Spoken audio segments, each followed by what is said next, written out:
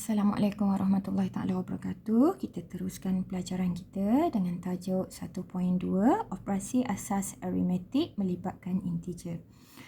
Okey, untuk tajuk ni kita akan melibatkan operasi tambah atau tolak je dulu. Kita tak masuk lagi darab dengan bahagi. Okey, jadi step pertama kita kena tahu apabila tanda negatif bertemu tanda positif, apa yang berlaku. Okey, tengok dulu cikgu tunjuk. Tanda bertemu, operasi. Okey. Tengok Tengok sini. Apabila tanda positif bertemu dengan tanda positif atau nombor positif bertemu dengan nombor positif, dia akan jadi operasi tambah.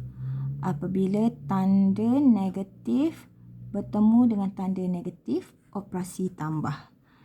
Tanda negatif bertemu tanda positif, operasi tolak. Tanda positif bertemu tanda negatif, operasi tolak. Senang cerita macam ni. Kalau sama geng, tengok, sama kepala, minat yang sama, geng sama, ajak jadi kawan, tambah. Geng tak sama, geng sama, ajak jadi kawan, tambah. Geng tak sama, kau minat lain, aku minat lain, tolak, tak ajak jadi kawan. Kau minat lain, aku minat lain, tolak, tak nak jadi kawan. Faham? Senang nak ingat. Sama, tambah, tak sama, tolak, tak sama, tolak. Nampak beza dia kan? Okey, sekarang tengok cikgu tunjuk contoh dengan lebih jelas. Okey, tengok soalan A. Okey. Negatif 7 tambah 5. Okey. Nombor negatif bertemu nombor positif. Nombor negatif bertemu nombor positif. Operasi tolak. Maksudnya, ambil nombor besar, tolak nombor kecil. 7 tolak 5, 2. Okey, sekarang nak letak tanda apa dekat 2? Kita tak tahu nak letak tanda apa. Kita tengok nombor mana yang lebih besar. 7 dengan 5. Nombor mana besar? Nombor 7. Tanda apa 7? Tanda negatif. Tulis tanda. Ambil tanda dekat jawapan. Untuk letak tanda dekat jawapan, ambil tanda dekat nombor yang besar. Nampak? 7 dengan 5. 7 lebih besar. So, dia menang tanda dia. Macam tu. Okey, sebagai contoh lagi, B. Negatif 4, negatif 9. Nombor negatif bertemu nombor negatif. Sama geng kan? Nombor negatif bertemu nombor negatif. Sama geng. Kalau sama geng, bila sama geng kita kata, sama kepala, operasi tambah. 4 tambah 9, 13. Okey, tanda apa? 9 dengan 4 mana besar? 9 besar. 4 dengan 9, 9 lebih besar. 9 tanda apa? Negatif. Ambil. Macam tu. Okey. Ada orang dia tak faham cara macam ni. Dia faham cara lain. Cara yang lebih mudah. Ada satu lagi cara, iaitu sebagai contoh. Kita tengok soalan C. Okey, sebagai contoh soalan C. Negatif 3, positif 5. Berapa jawapan? Dia tengok cara ni, dia tak faham. Kita boleh guna cara lain, iaitu 3. Kita anggap negatif 3 sebagai hutang. Positif 5 sebagai bayar. Okey. Maksudnya sekarang, kita hutang kawan kita RM3. Kita ada duit RM5. So, RM5 ni kita bayar hutang. Bila ada duit RM5, dah bayar hutang RM3, berapa lagi yang ada kat tangan kita? Balance. Baki yang ada adalah RM2. Samalah juga. Positif 2. Kalau nak cek betul ke tak? Betul lah. Negatif bertemu positif. Negatif bertemu positif. Operasi tolak. 5 tolak 3, 2. 5 dengan 3. 5 dengan 3 mana besar? 5 lebih besar. So, tanda 5 yang menang. Nampak? Senang je. Okey. Ada satu lagi bentuk. Sebagai contoh, dia bagi macam ni. Okey. Negatif 3 tolak negatif 6. Sama dengan, okey, tengok sini. Okey. Saya alih soalan ni kat sini sebab kita nak tengok panjang sikit. Takut tak nampak. Negatif 3 tolak negatif 6. Sama dengan berapa? Sekarang tengok. Soalan dia sepatutnya macam ni. Tanda, nombor, jawapan kan? Maknanya dia kena selang. Tanda, nombor, tanda, nombor. Tanda, nombor, tanda, nombor. Yang ni, tanda, nombor, tanda, nombor. Kat sini ada 2 tanda. Dia tak nak macam ni, dia nak macam ni. Selang-selang macam ni.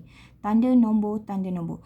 Bila ada 2 macam ni, kita kena tukar jadi 1. Okey. Macam mana cara nak tukar? Kita tengok jadual ni balik. Okey. Kita tengok jadual ni balik. Negatif bertemu negatif. Negatif bertemu negatif jadi bertukar jadi positif. Okey. Negatif bertemu negatif. 2 tanda. Kita perlu tukar yang 2 je. Yang satu depan ni kita tak payah tukar. Kita tukar yang ni je. Negatif bertemu negatif. Tukar jadi negatif, negatif. Tukar jadi positif. Maksudnya sekarang, yang sini kena tukar. Sebab dia mesti tanda, nombor, tanda, nombor. Dia tak nak 2. So, dia akan tukar dia macam ni. Negatif 3. Negatif, negatif, negatif, negatif. Tukar jadi positif. Dia tukar jadi macam tu. 2 tukar jadi 1. Tapi kena check. Dia berubah jadi apa? So, kena tengok jadual ni. Dia nak berubah jadi apa? Ni baru betul. Tanda, nombor, tanda, nombor. Kena selang macam ni. 1 je tanda boleh duduk antara nombor. Tak boleh 2 tanda macam ni. Okey. Dan ini juga cara jawab sekolah menengah. Dia jawab ke bawah macam ni. Dia tak ada ke tepi Dia ke bawah macam ni. Okey, sekarang tengok. Bila dah jumpa tanda, nombor, tanda, nombor, boleh buat operasi sama ada guna hutang bayar ataupun tengok sini balik. Nombor negatif bertemu nombor positif. Nombor negatif bertemu nombor positif adalah operasi tolak. Ambil nombor besar, tolak nombor kecil. 6 tolak 3, 3. Sekarang tengok. Antara 6 dengan 3, mana lebih besar? Sebab dekat jawapan tak tahu lagi siapa menang ni. Tanda mana menang. 6 dengan 3 mana besar? 6 besar. Tanda apa? Positif. So, positif lah menang. Sebab 6 besar, tanda dia positif. Ambil tanda untuk jawapan. Dekat jawapan, letak tanda, tengok nombor mana lebih besar. Sama juga macam sini. 7 dengan 5, mana lebih besar? 7. Jadi dekat jawapan, tanda 7 punya.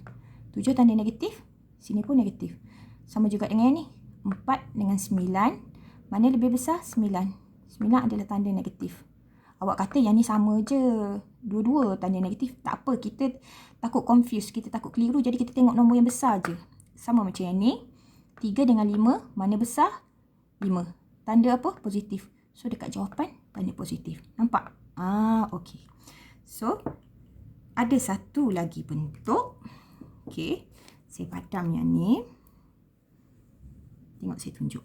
Ada satu lagi bentuk soalan. Iaitu macam ni.